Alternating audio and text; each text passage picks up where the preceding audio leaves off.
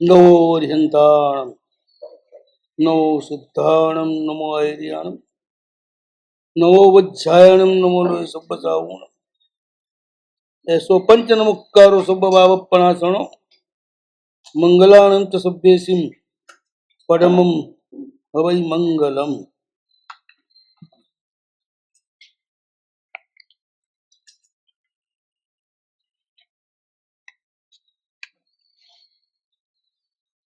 ओम नमो अर्हते भूर्भुव स्वस्त्रै नाथमाला मौलि मंदार माला रचित क्रमाय सकल पुरुषार्थ योनि निर्वध्य विद्या प्रवर्तने के वीराय नमः स्वस्ति स्वधा स्वा कांत शांत मूर्ते बहुत भावी भूत भाव भाषिने काल पाश नाशिने सत्व रजस्तमो गुणातीताय अनंत गुणाय वांग मनो गोचर चरित्राय पवित्राय करण कारणाय तरण तारणाय सात्विक दैवताय तात्विक जीविताय निर्ग्रंथ परम ब्रह्म हृदयाय योगेंद्र प्राणनाथाय त्रिभुवन भव्य नित्योत्सवाय विज्ञानानंद पर ब्रह्म एकात्म सात्व समाधय हरिहर हिरण्य गर्भादि देवता परिकलित स्वरूपाय सम्यक श्रद्धेयाय सम्यक ध्येयाय सम्यक शरण्याय सुस्माहित सम्यक स्पृहणीयाय।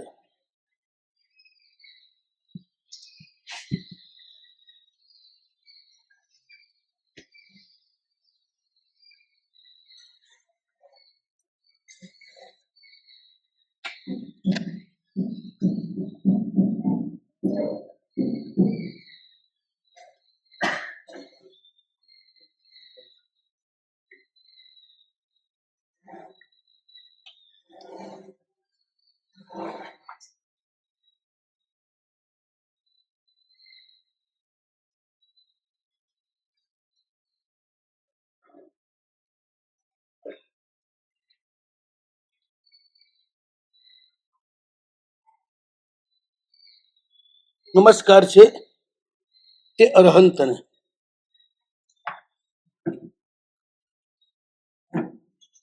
જે ભગવંત છે તો આ બાજુ આવી જા ચેતન.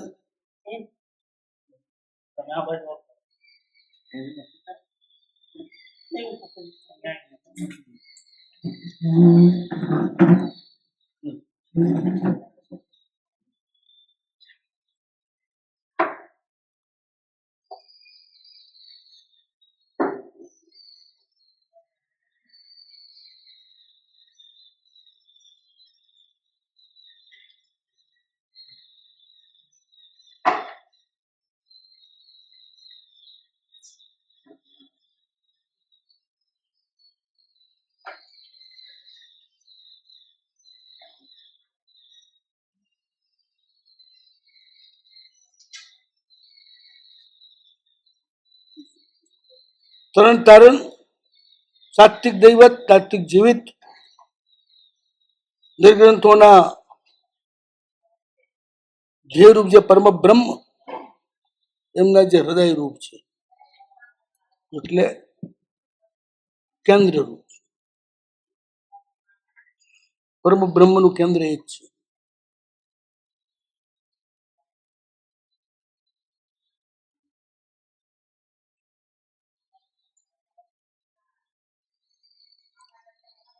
પરમ બ્રહ્મ એટલે જગતના સર્વ જીવ માત્ર એની ચેતના, એનું કેન્દ્ર પરમાત્મા છે, તે હૃદય છે. યોગેન્દ્રના પ્રાણનાથ છે. યોગ માર્ગમાં બધી જ સિદ્ધિઓ જે છે ને એ પ્રાણનો જ ખેલ છે.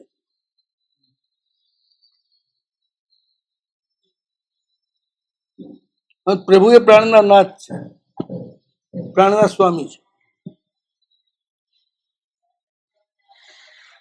પ્રાણના સ્વામી બનવા માટે એમને કોઈ પ્રયાસ કરવો નથી પડ્યો.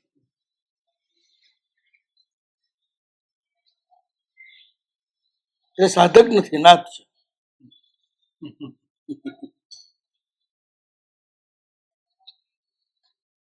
યોગેન્દ્રના પણ પ્રાણનાથ છે, કારણ કે એમનું આલંબન લે યોગ માર્ગે બહુ સરળ થાય છે આલ્યા જેવા બીજા બધા આલંબન કરતા.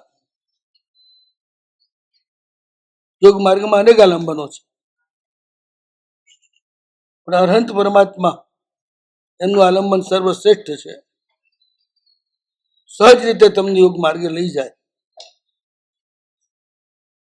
અમને યોગ માર્ગ એમનું જ છે ને બિલકુલ સહજ અને સરળ છે, પણ એની વિશેષતા એ છે જ્યાં સુધી તમે એની ટોચ ઉપર ના પહોંચો ત્યાં સુધી તમને ખબર ન પડે કે આ માર્ગે તમારો કેટલો પ્રવાસ થયો.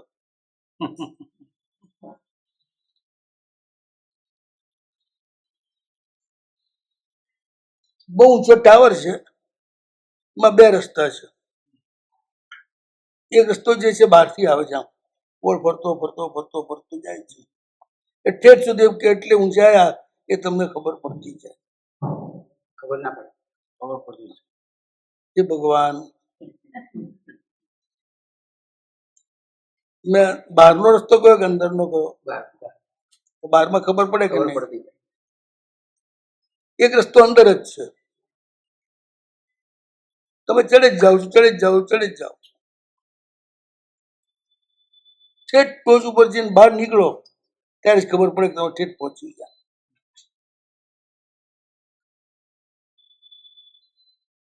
પેલામાં જે બહારથી ખબર પડે છે ને એ શું છે, એ સાધના માર્ગમાં એને એક પછી એક સિદ્ધિ મળતી જાય.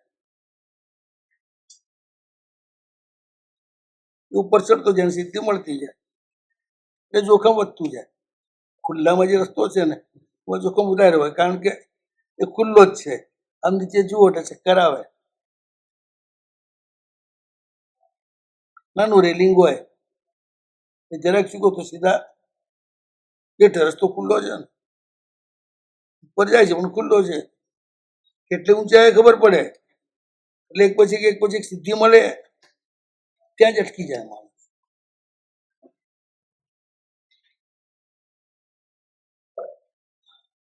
અંદરથી જે ઠેઠ ટોચે પહોંચે એટલે પૂરું થાય પછી જ બહાર નીકળે, પછી જ ખબર પડે કે આપણે પહોંચી ગયા. અંદરથી જવાનું કોઈ જોખમ જ નથી, પેક જ છે, પડવાનો ભય જ નથી.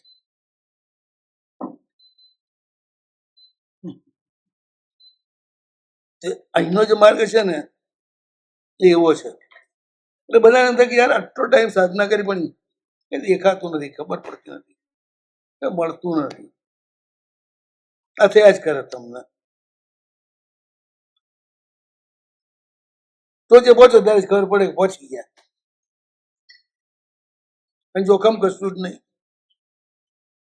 પેલા એમાં એક એક સિદ્ધિ મળતી જાય એટલે જોખમ વધતું જાય, લોકો પાછળ દોડતા જાય, જે લોકો થઈ જાય એટલે અટકી જાય ત્યાં જ. પછી થાય પતન. આમાં પતનનો અવકાશ નથી. આપણી જે સડાવશ્યકની બધી જે ક્રિયાઓ છે ને એ પ્રાણને સહજ રીતે નાશવાની જ ક્રિયાઓ છે.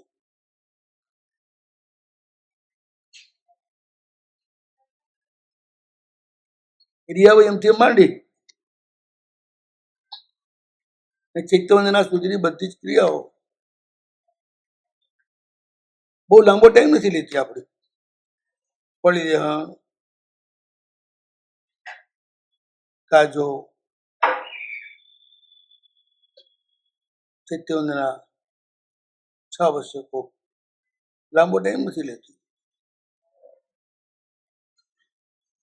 પણ એને રોજ ભગવાને કહ્યું છે રીતે ઉપયોગ પૂર્વક કરીએ. એક વિંશિકામાં કહ્યું છે રીતે બધા ભાંગા આચવીને તો ઠેઠ ટોચ ઉપર પહોંચાડે. પહોંચો ત્યાં સુધી ખબર ન પડે તમે એટલે પહોંચ્યા.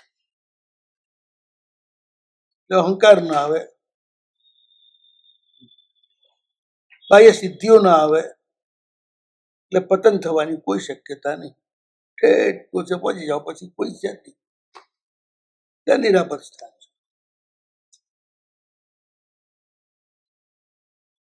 સહજ યોગની આપણી ક્રિયાઓ છે. પણ એમાં ખબર ના પડે ને કે રાઈટ રસ્તે છીએ કે નથી.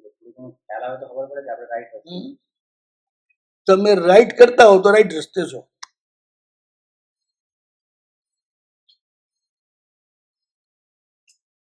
રાઈટ ન કરતા હો તો ના ખબર પડે. બધી ક્રિયા તમે રાઈટ કરો ને એટલે એનું ફળ તો બતાવી દઉં તમને. આપણે ચડીએ ને થાક લાગે આમ જનરલ, આમાં થાક ના લાગે, એટલે તમે રાઈટ છો એ નક્કી. થાકો તો સમજજો કે ભૂલા પડ્યા છો, બીજા રસ્તે છો, જેમ છે એમ નથી કરતા. ક્રિયા માર્ગમાં હમ જે ષડાવશકની ક્રિયા વગેરે કરી એનો આ બરોબર ના કરો થાક લાગે, અવિધિ પૂરો કરો તો થાક લાગે.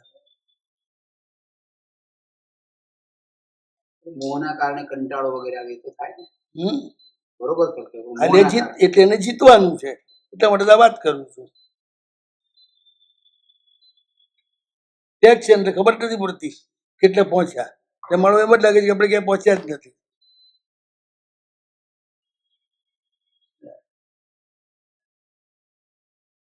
પણ બરોબર કરો, એક જ ભાવ કરો ને એટલે પતી ગયું. બીજા ભાવથી સમ્યક દર્શને બધા હાજર થઈ જ જાય. સમ્યક દર્શન હાજર થઈ જાય બરોબર તો 66 સાગરો પંપમાં કામ પતી જાય.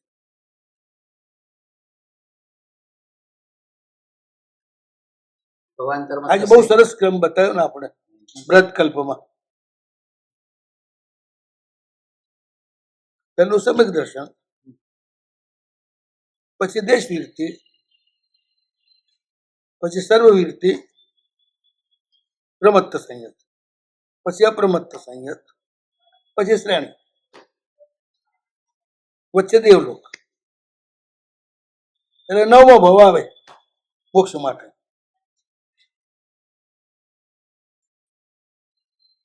ભવાંતરની ખબર પડતી નથી તો પછી કેવી રીતે ધારણા કરી બેસવાનું? જેને ખબર પડે છે એને તમને રસ્તો બતાવી દીધો, તું આ કર એટલે આ બધું તારું કામ ચાલશે.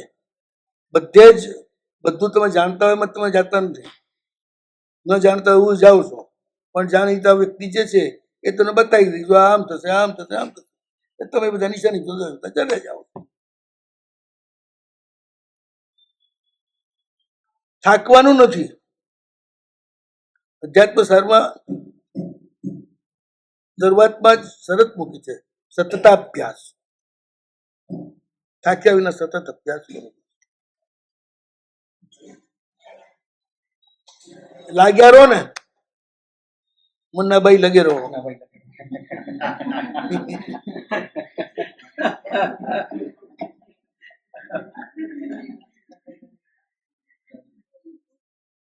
એટલે સિદ્ધિ થઈ જ જાય, યોગ સિદ્ધિ આવી જ જાય.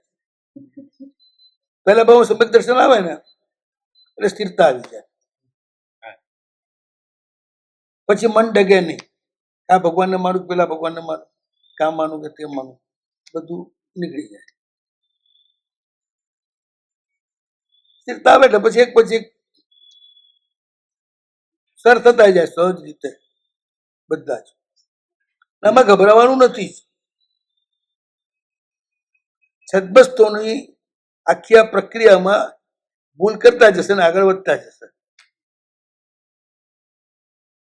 ભૂલ કર્યા વગર આપણે આગળ વધવું એવો ફાંકો રાખવો નહીં, અને એવી આશા પણ રાખવી નહીં.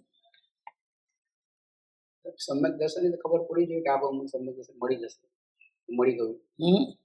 આ ભાવ સમ્યક દર્શન મળી જાય તો વાંધો ના આવે, ખબર કેવી રીતે પડે?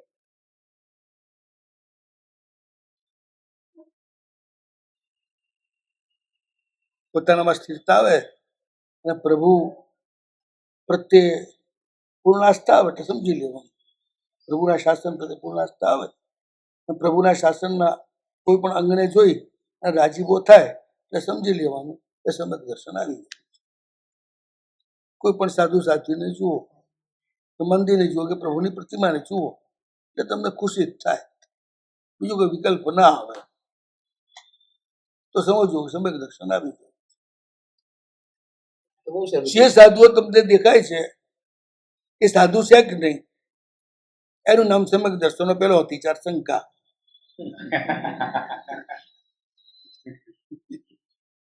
જેની જોડે રહો છો એમના માટે શંકા.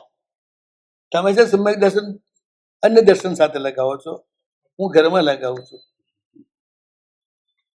શંકા, કાંક્ષા, વિચિકિત્સા આ બધું પોતાના ઘરમાં જ લાગે, જ્યાં છે ત્યાં જ. આ ગ્રુપના બદલે પેલા ગ્રુપમાં દીક્ષા લીધી હોત તો સારું હતું. કાંક્ષા,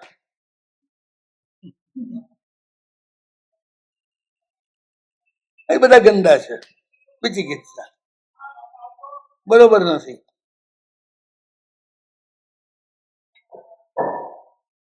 દુગંશા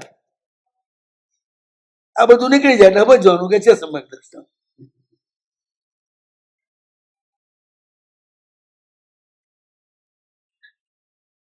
પ્રભુએ જે જોયા હોય એ જ ગુરુ તમને મળે.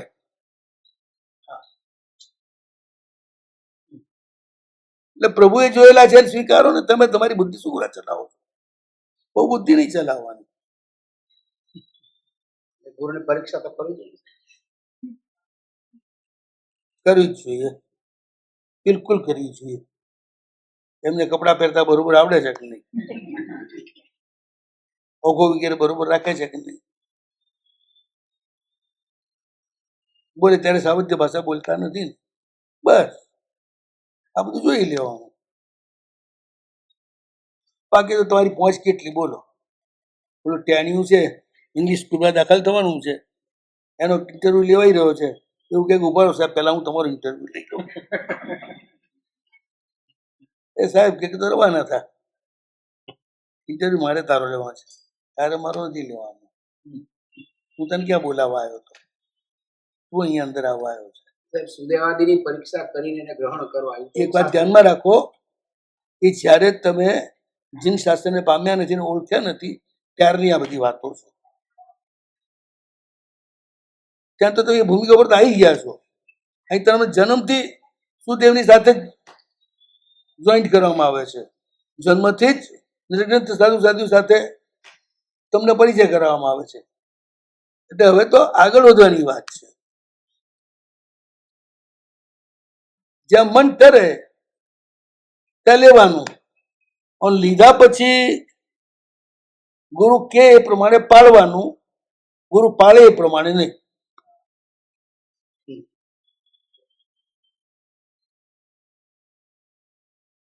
ખાંસી ખાતા ડોક્ટર પાસે એ ખાંસીનો નિષ્ણાત હોય તો દવા લેવી કે નહીં?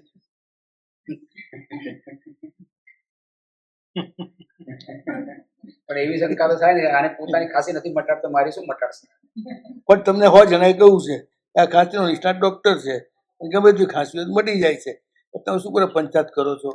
એ ડોક્ટર દવા નહીં ખાતો હોય એટલે નહીં મટતી હોય, પણ તમને સાચી દવા બતાડે ને આપે એટલે તમારું તો કામ થઈ ગયું ને. આટલી બધી પ્રપંચ શું કરવા કરો છો?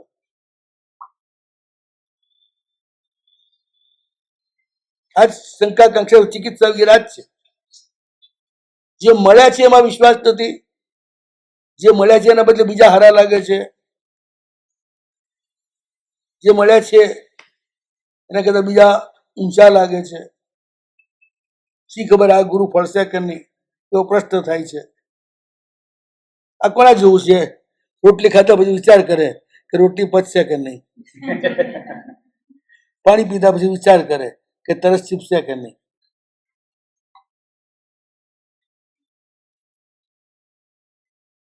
તરવું છે એ પથ્થરની મૂર્તિના આલંબનથી પણ તરી જાય છે. ભગવાન અહીં જ રહે છે, ક્યારે મોક્ષમાં નથી જતા. મૂર્તિ જાય છે ક્યારે મોક્ષમાં, પણ એના આલંબનથી અનંત આત્મા મોક્ષે ગયા કે નહીં? કોઈ મૂર્તિ કહેતું નથી તને શું કરવા ભજવું, તું તો અહીં જ રહે છે, ક્યારે મોક્ષે જવાની હતી, તું શું મને મોક્ષ આપીશ?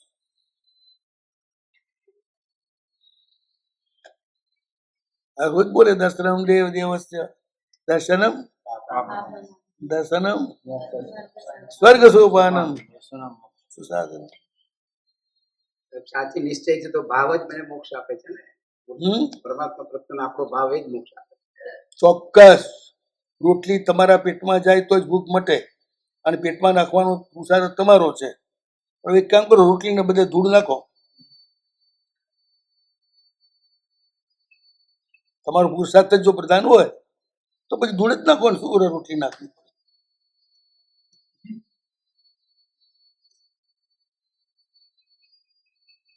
ને જેટલો તમારો પુરુષાર્થ પ્રધાન છે ને એટલો એ વસ્તુમાં રહેલો ધર્મ પણ પ્રધાન છે.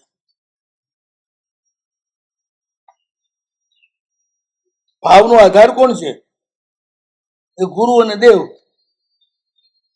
એ ન મળે તો ભાવનો આધાર થાત? ભાવ થાત? એમને એમ થઈ જાત? ભાવ તમને આવ્યો પણ એના આધારે આવ્યો.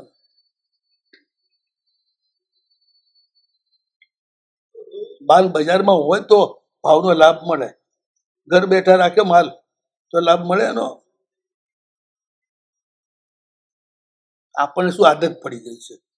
આપણા પુરુષાર્થથી જ મોક્ષ મળે છે. અહીંયા ભગવાન વચ્ચે આવે ને તે કઠે. એમાં તો તું મારા પુરુષાર્થમાં તું વચ્ચે ના આવ. તું બી મારા માટે સાધન છે. સાધક તો હું છું, તું સાધન છે. એ નિશાળીને કહી દે છે હું ન ચડું તો તારો ઉપયોગ શું? નિશાળી ઠંડા કરે છે, કહે છે સારું ત્યારે મારા વિના ચડી બતાય.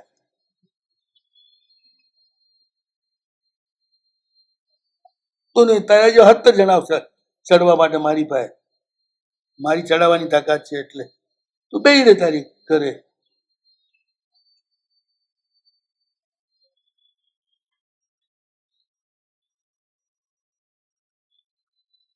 પ્રાણ આપોઆપ સંતુલિત થઈ જાય છે. તમે વિધિવત જો કરો ને, કલાપૂર્ણ સૂર્યની સાધના આ જ હતી, બીજી કઈ જ નથી.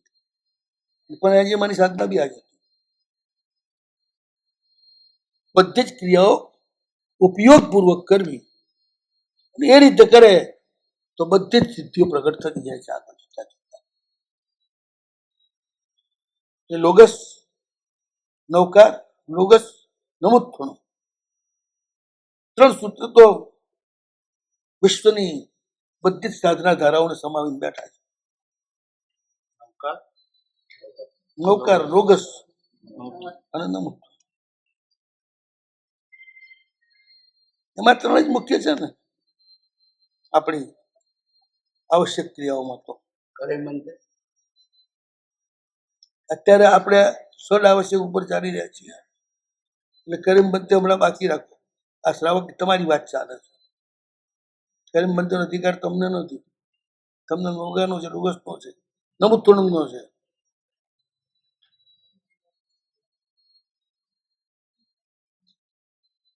એ બધું પછી પેલા પ્રભુ સાથેની એકતા, પછી જ કરીમ બંતે સાચું આવે, એ સિવાય ના આવે.